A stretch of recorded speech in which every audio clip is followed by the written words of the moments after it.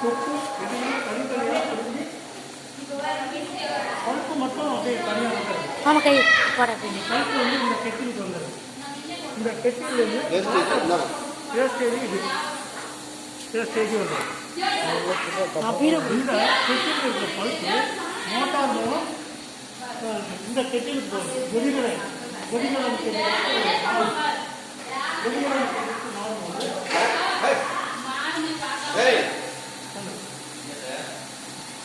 கொதிகளாக கெட்டிலுக்கு மாறி ஃபஸ்ட்டு வந்து நம்ம தக்காளி பூ ஆகும்.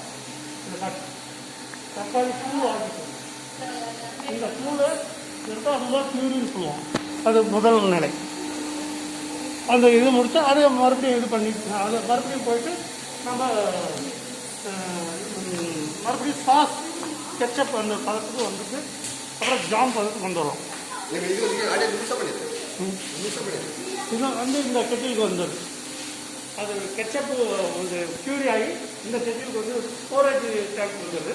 ஸ்டோரேஜ் டேங்க் வந்து ஃபில்லிங் வாட்டர் ஃபில்லிங் வாட்டர்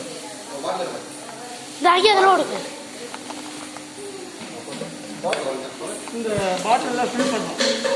இந்த பாட்டிலை ஃபில் பண்ணி ஸ்டாப் பண்ணி வச்சு நம்ம சேலுக்கு நம்ம கொடுத்தோம்.